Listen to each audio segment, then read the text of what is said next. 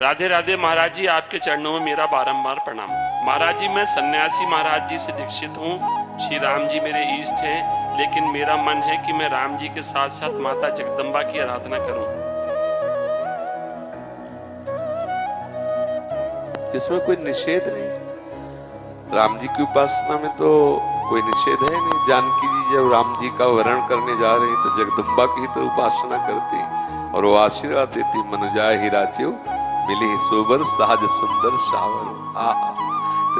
और जब गोपी जन सावरे श्याम सुंदर को प्राप्त करना चाहती तो कात्यायनी की उपासना करी। इसमें कोई निषेध तो है नहीं। क्यों, क्या संशय?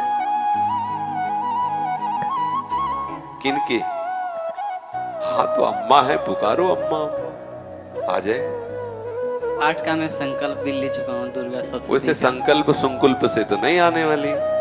बच्चा जब रो के पुकारता है, माँ तेरे बिना मैं रह नहीं सकता, तो आ जाती है। ये हम अपनी बात कर रहे हैं। जब कभी एकांत में विकल हुए और जब कभी, क्योंकि उसी उपासना से आए ना, और जब कभी एकांत में विकल होकर के हम कभी दुर्गा देवी को कभी देवी नहीं माना, अपनी माँ माना। सदैव हम जब कभी पुकारा है तो अम्बा ही कह के पुकारा, माँ बाप के। तो हमने दुलार देखा है, उसी समय देखा है माँ का चमत्कार देखा, उसी समय प्यार। अगर देवी को देवी मान के सिद्ध करना चाहे तो बड़े बड़ों के होश उड़ा देगी।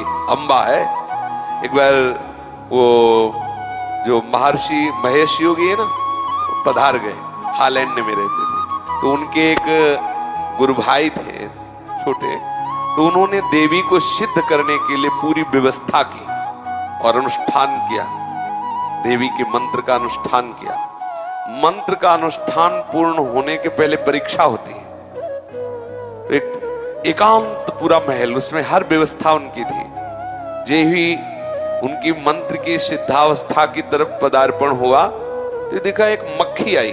ऐसे एक देवी का नाम भ्रामरी है, ऐसे तो एकदम दृष्टि बदली। जब मक्खी की तरफ दृष्टि गई तो देखा एक नव किशोरी सुंदरी मुस्कुरा रही।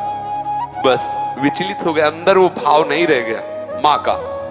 पागल हो गए, दिमाग खराब हो गया। देवी को कोई सिद्ध करना चाहे, जैसे हनुमान जी हैं, आप सियाराम की भक्ति चाहो, वो आपके बिल्कुल प्यार।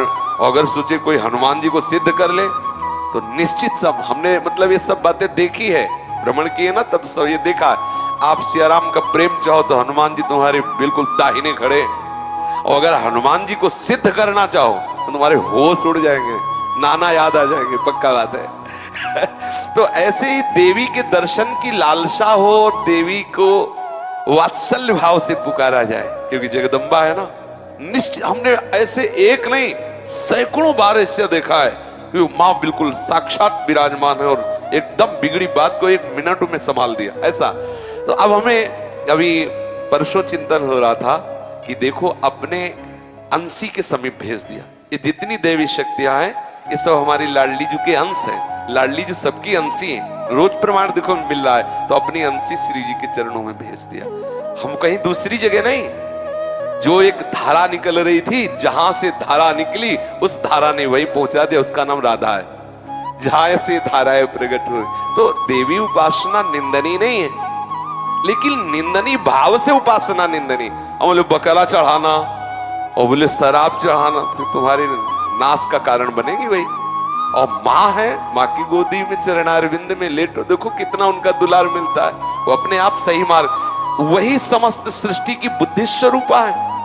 अगर वो कृपा न करे तो कोई परमार्थ में चल ही न पावे। या देवी सर्वभूतेषु बुद्धि रूपेण संस्थिता नमस्तस्यै नमस्तस्यै नमस्तस्यै नमो नमः। इसलिए आप उपासना करिए, लेकिन संकल्प करके सिद्धि रूप नहीं, माँ रूप। मेरी माँ है, मैं अपनी माँ का चिंतन कर रहा हूँ, माँ का यश गा रहा हूँ, माँ की प्रसन्नता के लिए।